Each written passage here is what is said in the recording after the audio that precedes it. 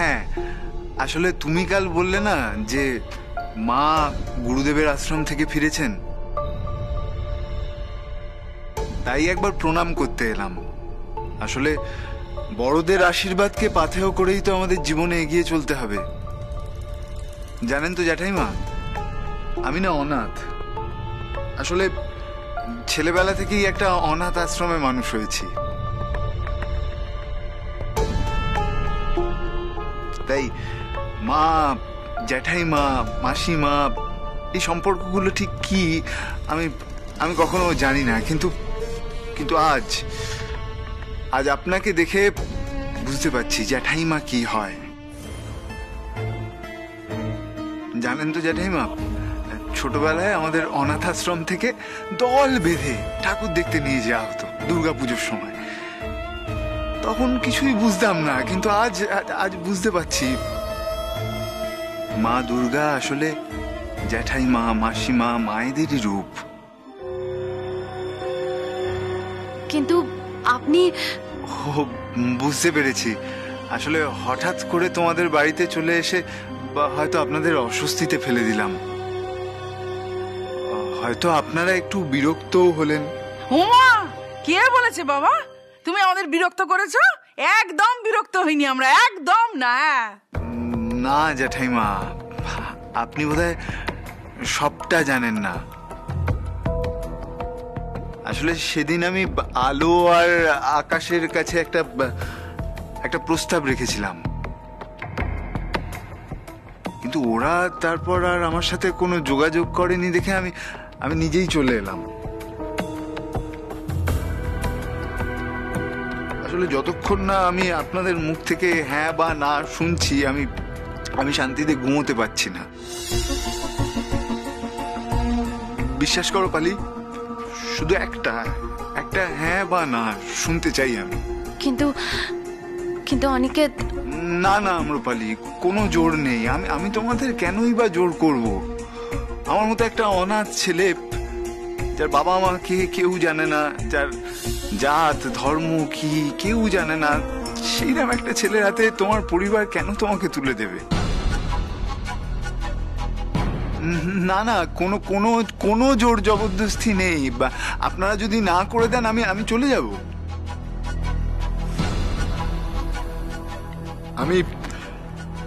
আমি জীবনে তোমার মতো একটা ভালো বন্ধু পেয়েছিলাম আম্রপালি, হয়তো হারিয়ে ফেলবো। তাতে কি আছে? আমার একা থাকার অভ্যাস আছে। আমি তো অনাথ। কি হয়েছে বাবা? হ্যাঁ, তুমি কাঁদছো কেন? কি হয়েছে আমাকে না বললে আমি বুঝবো কি করে বলো? ও আকাশ, হ্যালো, ও মামনি, হ্যাঁ ছেলেটার কি হলো রে? তুমি মন খুলে আমাকে বলো। তুমি যদি মন খুলে কথা না বলো আমি বুঝবো কি করে বলো? বাবা বল, কি হয়েছে বলো তো বাবা, বল। জ্যাঠাইমা, আমি আম্রপালিকে ভালোবাসি।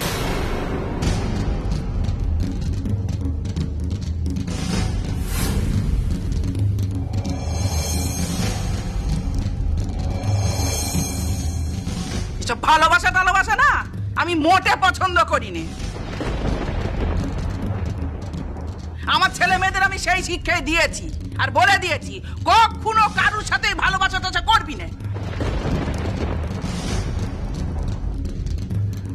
জ্যাঠাইমা, আমি পালিকে সত্যিই ভালোবাসি। আমি ওকে বিয়ে করতে চাই।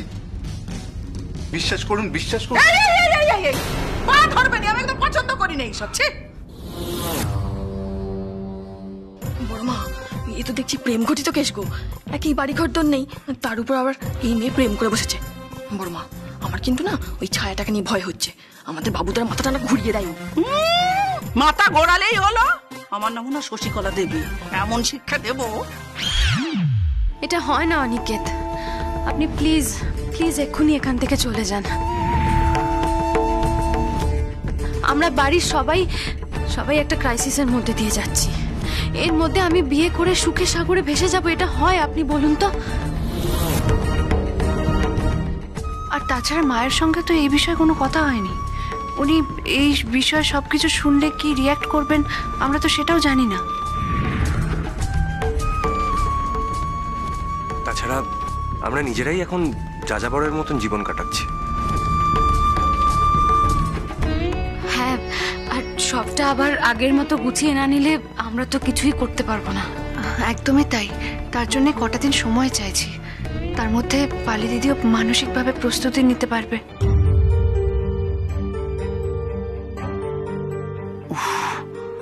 আমার হাতে তো সময়ই নেই। হ্যাঁ অনিকেত বাবু, আমরা পালিকেও অনেক বুঝিয়েছি। আপনি আমাদের অন্তত একটু কটা দিন সময় দিন, ততদিন আপনারা মেলামেশা করুন, আপনাদের বন্ধুত্বটাও আরো গাঢ় হবে।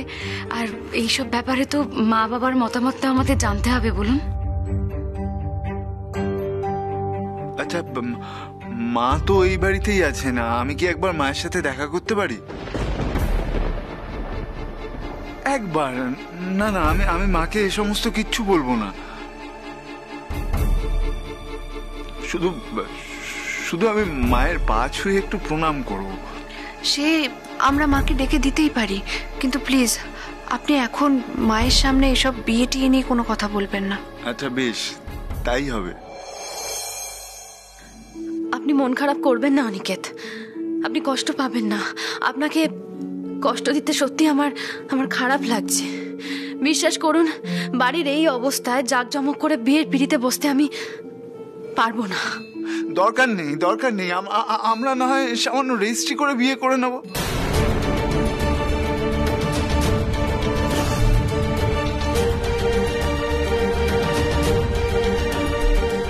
আমি শুধু তোমাকে হারাতে চাই না পালি, আমি তোমার মতো বন্ধুকে নিজের করে নিতে চাই।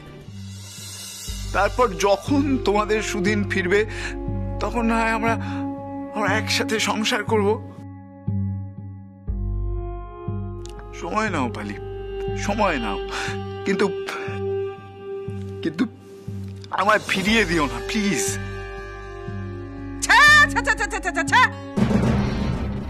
এসব প্রেম টেমের কেপ্তন না আমার বাড়িতে গেওনি বাবু, আমি একদম পছন্দ করিনি, একদম। ও বাবু, বাবু, বাবু তুই এখানে কখন এসে দাঁড়িয়েছিস বাবা? হ্যাঁ কখন?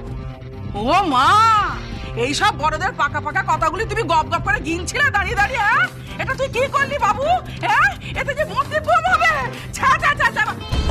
বাবু তুমি চলো আমার সাথে এই ঠাকুর ঘরে চলো, আমি তোমার দু কানে দু ফোঁটা মধু ঢেলে দেবো। হ্যাঁ, তারপরে এই 1008বার হনুমান ঠাকুরের নাম শুনবে, তোমার চিত্ত শুদ্ধি হয়ে যাবে, একদম চিত্ত শুদ্ধি হয়ে যাবে। এ বাবা, বাবু তুই কি? ও মামুনি, মামুনি, মামুনি, আমি একটা কথা তোমায় বলে দিচ্ছি, আমার বাড়িতে এই বাবুর সামনে, আমার বাবুর সামনে এই সব আলোচনা যেন কখনো না হয়, কখনো না। মা, মা এমন করে কেন বলছো মা? মা, উনি তো কোনো অসভ্য কথা বলেননি। উনি পালি দিদিকে পছন্দ করেন আর পালি দিদিকে বিয়ে করে সম্মান দিতে চান। ওনার বাড়িতে কোনো গুরুজন নেই, তাই উনি নিজে এসেছেন আমাদের বাড়িতে কথা বলতে। বাবু তুমি একদম চুপটি করে থাকো, চুপটি করে থাকো। এসব প্রেমের গল্প শুনে না তুমি একদম মজে যাবে না। হ্যাঁ রনিকে বাবা, তোমাকে আমি একটু কথা বলি, তুমি না এই সব গল্প করতে আমার বাড়িতে এসো না। হ্যাঁ,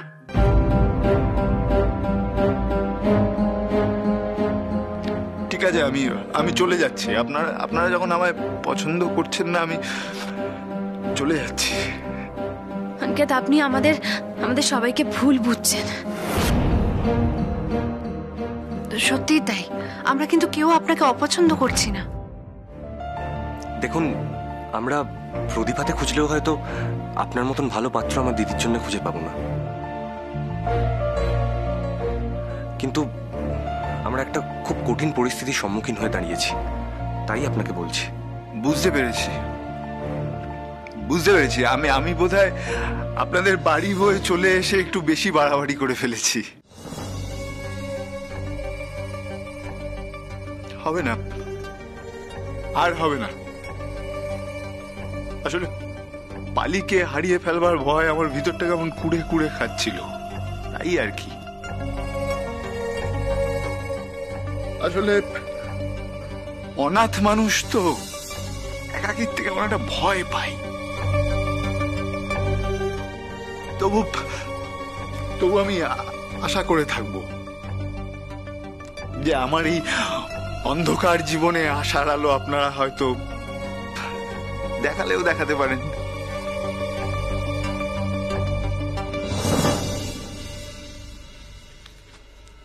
কি সাহস, ছেলেটার কি সাহস দেখো। ও বাবু, বাবু তুই এখন এখানে দাঁড়িয়ে রয়েছিস? তোকে যে কখন থেকে বলুন ভেতরে যেতে, যা যা বলছি ভেতরে যা, যা যা।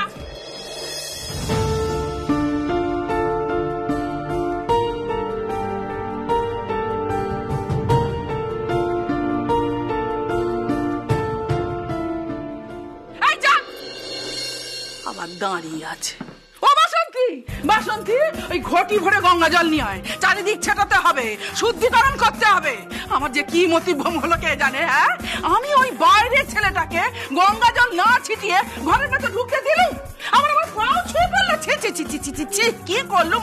আমার কি নির্লজ্জ ছেলে দেখো। হ্যাঁ, বাড়ি বয়ে এসেছে বিয়ের কথা বলতে।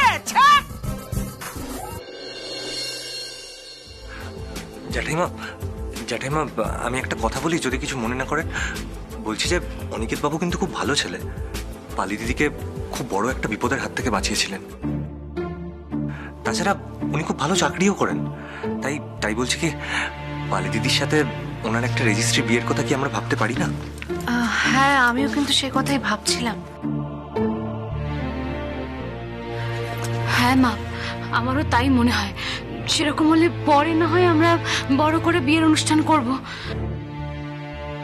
এত ভালো ছেলেকে হাতছাড়া করাটা আমাদের ঠিক হবে না। পালি, তোমার কি মনে হয় বলো?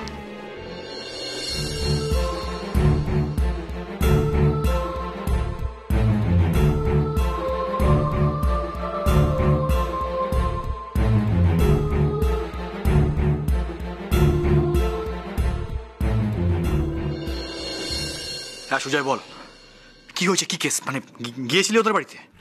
হ্যাঁ গিয়েছিলাম, আর শুধু যাইনি ভাই, ফুলটু ড্রামা করে এসেছি। তাই নাকি? যা ইমোশনাল ড্রামা করেছি তাতে আমার উপর সবাই ফিদা হয়ে গেছে বলেই মনে হয়। সবাই নিশ্চয়ই আমাকে নিয়ে কথা বলবে, আলোচনা করবে, ভাববে যে আমার সাথে পালির বিয়েটা দেওয়া যায় কি না। আর আর চিঠিমণি, সে তো আশ্রম থেকে ফিরে এসছে, তার সাথে দেখা করলি? কি বললো?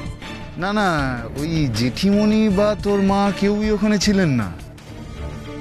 আমি তো তোর বড় বৌদির মাকে পটাতে গিয়ে কাত হয়ে গেছি।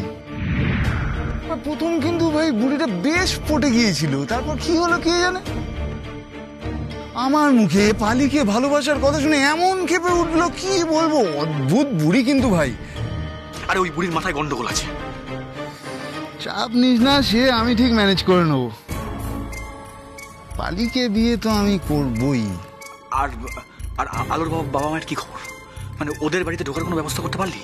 না না ভাই, আমি সারা দিনে সেলসম্যান সাজিয়ে, তারপর পুজোর চাঁদা কাটতে যাওয়ার কিছু ভুয়ো লোক সাজিয়ে 2-3 বার কয়েকজনকে পাঠিয়েছি, কিন্তু আলোর বাবা মা কিছুতেই দরজা খুলে ভিতরে কাউকে ঢুকতে দিচ্ছে না। ভিতর থেকেই গলা তুলে সবাইকে ভাগিয়ে দিচ্ছে। এ তো আচ্ছা ঝামেলায় পড়া গেল। আসলে সবই আলোর প্ল্যানিং। আসলে আলো সন্দেহ করছে ওর বাবার ফর্মুলার উপর কারুর না কারুর তো নজর আছেই। তাই এই শোন, আমার মাথায় একটা বড় আইডিয়া আছে।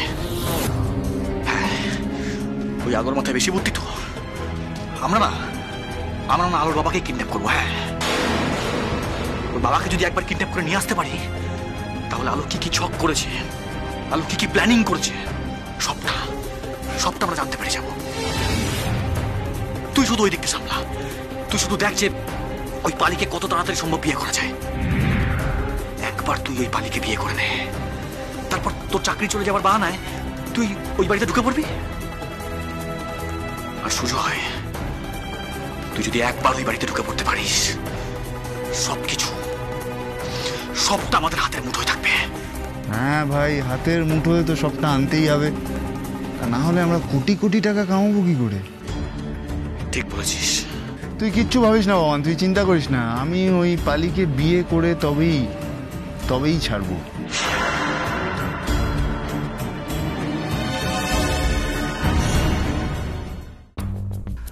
হ্যাঁ বলুন, কি ব্যাপারে আপনাদের সাহায্য করতে পারি? নমস্কার, আমি আকাশ সেনগুপ্ত আর উনি আমার স্ত্রী আলো সেনগুপ্ত। আমরা তীর্থঙ্কর সেনগুপ্তর বাড়ি থেকে আসছি। আমি ওনার ছোট ছেলে। তীর্থঙ্কর সেনগুপ্ত মানে ওষুধ ব্যবসায়ী তীর্থঙ্কর সেনগুপ্ত, তাই তো? মানে যিনি এখন সংশোধনাগারে আছেন। ওনার বাড়ি, ব্যবসাপাতি সব তো আমরা সিল করে দিয়েছি দেনা শোধ না করার জন্য। হ্যাঁ স্যার, সেই ব্যাপারেই আপনার সঙ্গে একটু কথা ছিল। কিন্তু আপনাদের সাথে তো আমাদের কোনো কথা থাকার কথা নয়। আর দেখুন, তাছাড়া এটা উপর মহলের অর্ডার অনুযায়ী আমরা কাজটা করেছি, আমার হাতে কিছু নেই। আমরা জানি স্যার, আমরা সবটা জানি, কিন্তু আমরা একটা কথা জানবার জন্য আপনার কাছে এসেছি। কি কথা? স্যার, আমরা জানতে চাই যে বাবা এক্স্যাক্টলি আপনাদের কাছ থেকে কত টাকা লোন নিয়েছিলেন? 34 কোটি টাকা।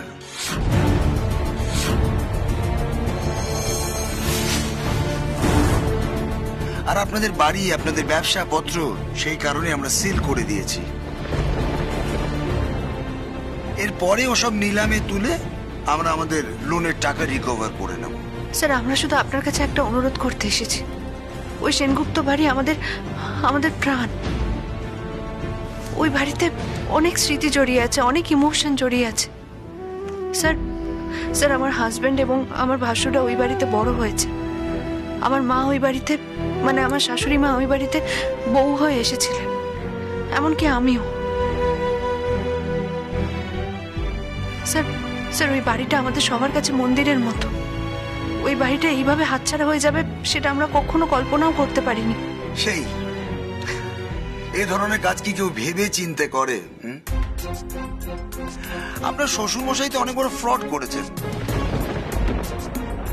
দেখুন, উনি ব্যাংকের থেকে টাকা ধার করে ব্যাংকে বোকা বানিয়ে ব্যাংকের টাকাটা শোধ করছিলেন না।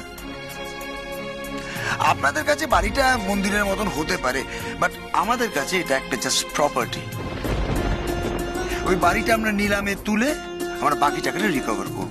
আমরা সেটাই জানতে চাই যে আমাদের আর কত টাকা দিতে হবে। দেখুন, এখন তার এভাবে বললে হবে না। আমরা আগামী 1 মাসের মধ্যে বাড়িটা নিলামে তুলব। প্লিজ না, তার আগে আমাদের একটা সুযোগ দিন।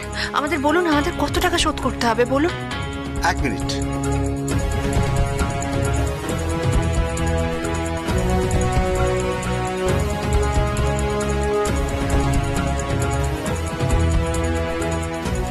দেখুন, এই মুহূর্তে আপনাদের হাতে মাত্র 1 মাস সময় আছে।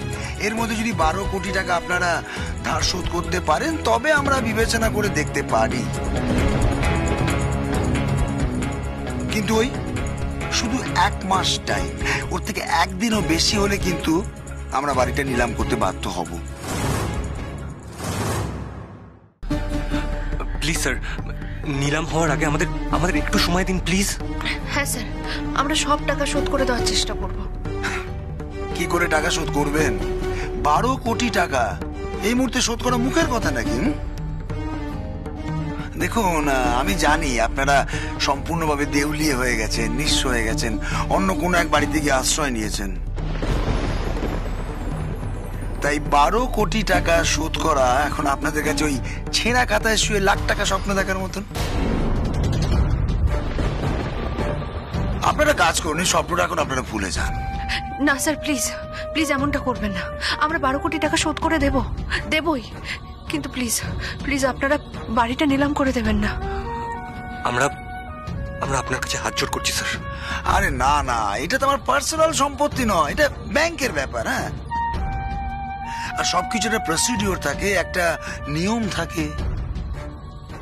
আর দেখুন, আমি তো প্রসিডিওরের বাইরে যেতে পারি না। আপনাদের বাড়ি নিলামের আগে কাগজে একটা বিজ্ঞাপন বেরোবে, তখন তো আপনারা জানতেই পারবেন। না স্যার, এই বিজ্ঞাপনটা বেরোক আমরা চাই না। আমরা তার আগে আমাদের বাড়িটা ফিরে পেতে চাই। ওই যে বললাম, 1 মাস সময় আছে আপনাদের হাতে। যা করা তার মধ্যেই করুন। দেখুন, 1 মাসের মধ্যে যদি টাকাটা শোধ না করতে পারেন, তাহলে বাড়ির আশা আপনারা ছেড়ে দিন। না স্যার, আমার বাবা অনেক স্বাদ করে এই বাড়িটা বানিয়েছেন। আমাদের সবার অনেক সেন্টিমেন্ট জড়িয়ে আছে এই বাড়ির সাথে। কিন্তু যিনি বাড়িটা তৈরি করেছেন তিনি তখন পুলিশের হেফাজতে আছেন। শোন, তার ইমোশন, তার সেন্টিমেন্ট এসব ভেবে কি লাভ? না না, দেখুন, উনি তো একজন ফ্রড। উনি মানুষকে ঠকিয়েছেন, মানুষকে প্রতারণা করেছেন। আর যিনি ঠকান মানুষকে, শাস্তি তো তাকে পেতেই হবে। এনিওয়ে, আপনারা এখন আসুন। হ্যালো, চলো। দাঁড়াও দাঁড়াও, বসো বসো। স্যার, আমরা তো যেভাবেই হোক টাকা জোগাড় করে ফেলবো, কিন্তু আপনি কি তার আগে কোনোভাবে কোনো লোনের ব্যবস্থা করে দিতে পারবেন? লোন? এই অবস্থায় আপনারা লোন নেবেন? এখন তো আপনারা সর্বহারা। আপনাদের কাছে কি এমন আছে যেটা মর্গেজ রেখে আপনারা লোন পেতে পারেন? স্যার, আমরা একটা মেডিকেল প্রজেক্ট জমা করতে চাই, তার ভিত্তিতে আমরা লোনটা নিতে চাই। Medical project? কি প্রজেক্ট? বলবো স্যার, যদি আপনি লোনের ব্যবস্থা করে দিতে পারেন তাহলে নিশ্চয়ই বলবো। শুধু এইটুকুই বলতে পারি, একটা ফর্মুলা আছে আমার কাছে, একটা যুগান্তকারী আবিষ্কারের ফর্মুলা। কিসের ফর্মুলা?